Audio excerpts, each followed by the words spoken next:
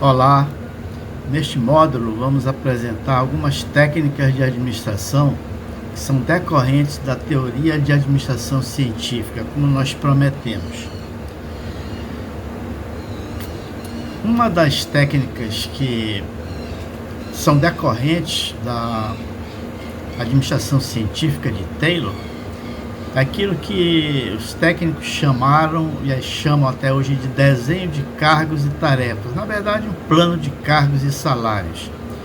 Nós já vimos em que se constituem os cargos. Os cargos se constituem de passos, rotinas, tarefas e funções. A tarefa é um conjunto de passos e rotinas, quer dizer, na verdade, quando se vai descrever os cargos, descrevem-se as tarefas compostas de passos e rotinas, e também das suas funções. Então, desenhar o cargo consiste em descrever um cargo, uma série de cargos, de acordo com a administração científica. A vantagem de se fazer isso é a simplificação desses cargos e a descrição deles nas suas partes componentes. O que decorreu, o que mais decorreu de ser feito um plano de cargos e salários? Isso aí possibilitou que houvesse uma clareza muito grande de remuneração e de incentivos salariais, desde que alcançado aquele padrão definido pelos tempos e movimentos. Então foi o ponto de partida para o desenvolvimento desse novo método para se ter uma remuneração justa. Então, ainda assim, continuando a identidade de interesse, segundo essa teoria, entre empregador e empregado na visão do homos econômicos. Então, depois que o operário atingia o seu padrão estabelecido, quando ele passasse desse padrão, ele receberia um prêmio por uma produção maior, que fosse além do padrão. Então isso ficava muito claro também, em quanto tempo ou em que quantidade se alcançava o padrão 100% esperados, e depois, a partir daí, toda a produção excedente a partir desse ponto, desse nível, faria parte de um plano de incentivo salarial, e o operário então ficaria mais satisfeito.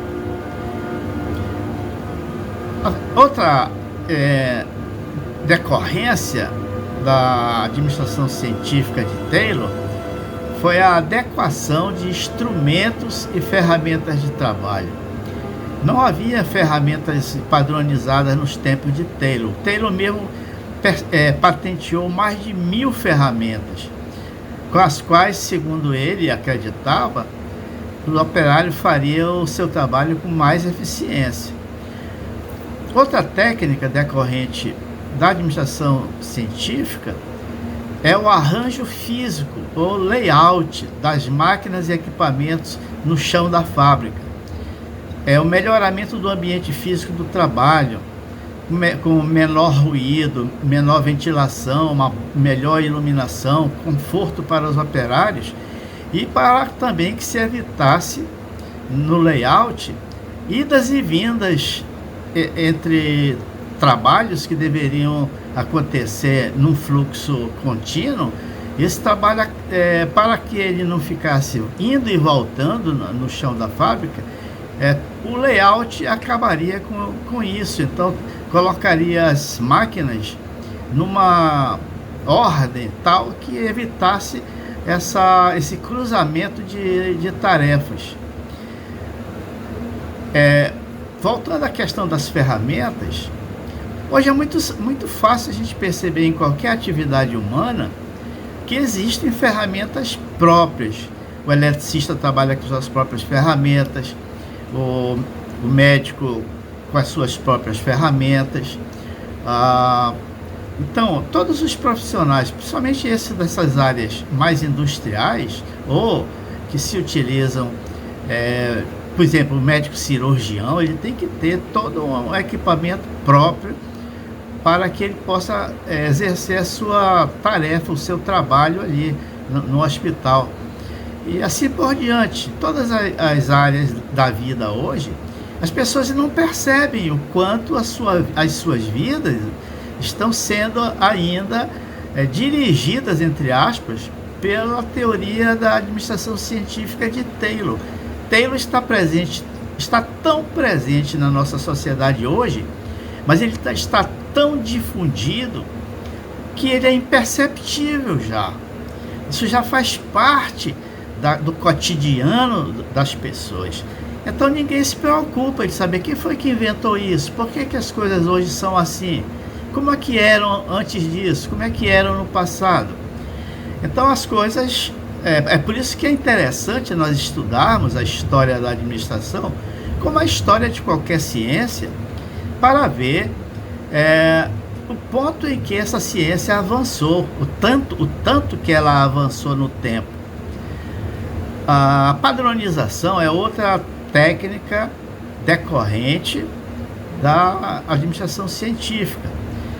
Estabeleceram-se a partir daí as unidades de medida, e tem que ser feita, porque as pessoas precisam saber de que medida você está tratando, você está lidando. É metro? É metro quadrado? É metro cúbico? É quilômetro? É milha? É a quantidade de peças produzidas por minuto, por hora, por dia? São toneladas? É tonelada por hora, tonelada por metro quadrado, tonelada por metro cúbico? Enfim, qual é a medida? São dólares americanos, dólares canadenses, por uma certa quantidade de materiais, polegadas, então são pés, nós, etc. Todas essas unidades de medida, elas têm que ser aceitas como critério pelas partes envolvidas. Então o objetivo é uniformizar a linguagem e uniformizar a produção e as trocas também. E assim a redução de custos. É vital para a melhoria da eficiência. Na Escola Técnica Federal do Amazonas, onde eu estudei 8 anos, entre 1969 a 1976, eu fiz 8 cursos profissionalizantes nas oficinas de máquinas da Escola Técnica. E uma das coisas que nós estudávamos direto era a questão da unidade de medida, das unidades de medida. Utilizávamos o paquímetro, o micrômetro e vários instrumentos de medição que ali eram fornecidas para nós estudantes. E lá mesmo nós já tivemos o primeiro contato com essa questão da organização do chão de fábrica. Então isso para mim foi muito interessante para toda a minha vida. Outra técnica que adveio da administração científica é a supervisão. Que tipo de supervisão passou-se a ter em toda a administração? Então Taylor, a visão dele era de especialização, como nós sabemos. Ele criou especialistas nas funções. Então o organograma que Taylor imaginou era um organograma funcional, em que cada setor era especializado em determinada coisa. Por exemplo, a produção era um setor especializado em produzir. A manutenção era outro setor especializado em dar manutenção nas máquinas. E o supervisor de qualidade, que trabalha ao mesmo tempo junto com a supervisão de produção e supervisão de manutenção. Então os operários, quando eles estivessem sob a supervisão da produção, eles tinham que produzir, era pau na máquina. Mas quando chegava o supervisor de manutenção, ele dizia: para as máquinas, que agora nós vamos ver como é que elas estão, se elas vão aguentar o rojão. Então, o supervisor de produção tinha que obedecer o supervisor de manutenção. Tinha que parar as máquinas. Era melhor dar manutenção nas máquinas do que vê-las quebrando. E o supervisor de qualidade, durante a produção, ele tinha que parar em alguns momentos para ver se as peças, se os produtos estavam sendo feitos de acordo com o padrão estabelecido. Então poderia, e essa é uma das críticas que se fazem, dessa concepção de supervisão funcional, sobre as ideias de Taylor. Eles argumentavam, os críticos, que sempre vai ter crítico. E assim, a ciência é assim, ela é eminentemente crítica. Que um operário não podia subordinar-se a mais de um chefe, mas assim era a supervisão funcional. O especialista da função é que tinha comando, que tinha autoridade. Se era para produzir, produzir. Se era para dar manutenção, dar manutenção. Se era para observar o controle de qualidade, tinha que se parar para ver se a qualidade estava sendo obedecida. Esses conflitos entre especialistas, eles seriam resolvidos com as ideias de Henri Fayol, que nós vamos ver mais na frente. Que Henri Fayol, ele preconizava a unidade de comando para que não ocorresse esse conflito entre os especialistas. Alguns princípios da administração científica, a gente precisa saber o que é isso, princípios. Princípio científico, princípio da administração científica. O que é um princípio? É uma afirmação válida para uma determinada situação do objeto da ciência que se está tratando. É uma afirmação válida. Tal coisa é isto. Eu lembro das minhas aulas de química na escola técnica, quando o professor lá dizia assim, em condições iguais de temperatura e pressão, aí ele dava a fórmula e cobrava da gente o resultado. Então, é uma afirmação válida. Tal coisa é assim. Vai chover se a temperatura e a pressão ocorrerem e a velocidade dos ventos em tal direção, choverá aqui, ali e acolá. Então, são afirmações válidas. Estou dando um exemplo, vamos dizer que não é lá um exemplo muito clássico porque as pessoas criticam muito. Olha, falou-se muito que iria chover, não choveu. Então, mas toda a ciência, na verdade, ela depende de pressupostos. Em condições tais, acontecerá tal coisa. Portanto, a ciência ela é previsível. O que é a previsão? É a antecipação do que deverá ser feito quando ocorrer determinada situação. Esta empresa vai falir se ela continuar fazendo tais e tais coisas e deixando de fazer outras coisas como tais e tais. Então, era isso os princípios da administração científica, que nós vamos ver alguns deles aqui a partir de agora.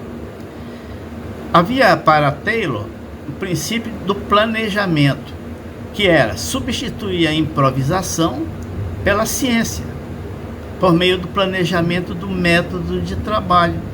Então, esse era um princípio importante do planejamento, planejar as tarefas, planejar o cargo, planejar o trabalho. Outro princípio é o do preparo, selecionar os trabalhadores de acordo com suas aptidões e prepará-los e treiná-los para produzirem mais e melhor. Então, tem gente que se adapta melhor num tipo de trabalho e outros que se adaptam em outro tipo de trabalho. Outro princípio importante, o princípio do controle. O trabalho deve ser controlado. Ele não adianta planejar se não houver controle. O controle vai me dizer se aquilo que eu planejei foi atingido, as metas foram atingidas. Então é importante, esses dois princípios, eles andam juntos. o planejamento e o controle. Embora a gente vá verificar que lá nas funções em que Henri Fayol estabeleceu, que era POCCC, planejamento, organização, coordenação, comando e controle. Então a gente vê o planejamento sendo a primeira função do administrador e o controle a última função. As pessoas apressadas podem achar, o controle é a última função, não tem importância. Ao contrário, ela deve ser trabalhada, deve ser exercido, o controle deve ser exercido junto com o planejamento, ou aquilo que foi planejado deve ser medido, mensurado pelo controle para saber se as metas foram atingidas e se a eficácia foi atingida. Outro princípio interessante é o da execução. Quem planeja não executa. Isso é claro, porque antes da administração científica, quem planejava executava todo o trabalho. Então, os gerentes é que têm a atribuição de planejar o trabalho. E os operários são os responsáveis pela sua execução. E há críticas sobre isso, né? Mas a gente vai ver, porque a administração avançou, não ficou só na teoria da administração científica. Embora foi aí que tudo começou. O Henry Ford, ele teve uma importância muito grande nesse período. Ele era um empresário da área de construção de automóveis. Depois que a máquina, a explosão, ele se juntou com Thomas Edison para que esse motor a explosão interna pudesse substituir as máquinas a vapor e, portanto, esses motores pudessem ser construídos bem menor, miniaturizados em relação à máquina a vapor, e assim o automóvel pudesse existir na forma como nós conhecemos. O Ford, só que ele produzia na época muito caro os automóveis, era ainda quase que artesanal a produção de um automóvel. Então o que o Ford fez? Pegou as ideias de Taylor. Olha só como é interessante a junção de um empresário, um sujeito que tem capital, tem máquinas, tem equipamentos, tem terreno, mas não tem ideias às vezes. E um professor, na sua academia, ele tem todas as ideias, mas ele não tem equipamento, ele não tem dinheiro, ele não tem capital, ele não tem... Então ele não consegue investir. Agora, se nós juntarmos o empresário com o profissional, com o estudioso, com o homem de ideias, as coisas podem acontecer de tal maneira que haja uma revolução que foi feito por Ford, ou pelo Taylor Fordismo, como ficou conhecida a aplicação das ideias de Taylor na linha de produção, na linha de montagem. O Ford tinha uma ideia: popularizar o automóvel. Era um produto, como eu já falei, quase artesanal, destinado a milionários. Até hoje é assim. Um produto artesanal ele é muito mais caro do que um produto produzido industrialmente em linha de produção. A linha de produção tem essa função de baixar enormemente os custos de produção e tornar os preços acessíveis, e tornar assim a produção em massa para grandes públicos, para que toda a sociedade possa consumir produtos industriais. Portanto, essa aplicação das ideias de Taylor na linha de produção por Henry Ford baixou o custo e os preços dos produtos. A ideia do Ford era vender os automóveis para os seus próprios operários. Ou seja, os operários deveriam ganhar de tal maneira que pudessem eles próprios comprar automóveis. Então a ideia de Ford era de construir 1.000 automóveis por ano. Para vocês terem uma ideia, hoje qualquer montadora, qualquer fábrica de automóvel produz 1.000 carros por dia. Então, é uma diferença brutal. Foi, portanto, a linha de montagem, o Taylor Fordismo, uma grande inovação no início do século XX. E depois os aviões também, com a máquina, a explosão interna, passaram a fazer parte da cena, como eu disse numa das aulas. Na linha de produção, o fluxo do produto no processo produtivo é planejado, ordenado, contínuo. Lembram do filme de Charlie Chaplin? Voltem a ele. O trabalho é entregue na linha de produção, o trabalho é entregue ao operário. Ao invés do operário ir buscar as peças, os componentes para poder fazer o seu trabalho, não, as peças e os componentes vão até ele na linha de produção. Não pode faltar peças para que o operário faça o seu trabalho, mesmo que seja uma microparte desse trabalho. Apertar uma certa quantidade de parafusos, enfim. As operações analisadas em seus elementos constituintes, passos, rotinas, tarefas, funções, se tornam muito mais fácil.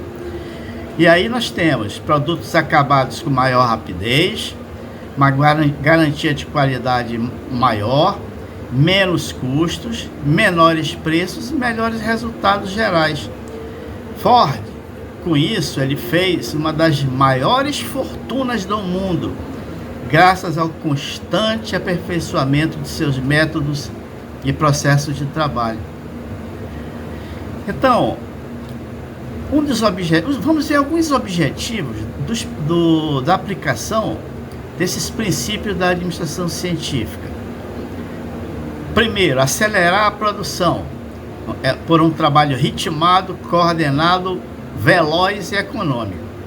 Intensificar a produção, menos tempo de produção, rapidez do produto final para atender aos clientes, para atender a demanda no tempo certo.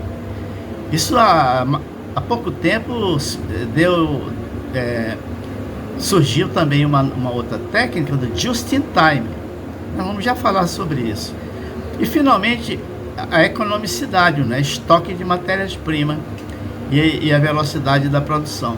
Então o estoque é um dos maiores ativos que qualquer empresa tem. Carregar estoque é muito caro. Daí, com duas ideias mais recentes, o da qualidade total e o do just in time, o que foi que aconteceu? A produção era tão bem feita, a qualidade tão grande, a velocidade tão grande que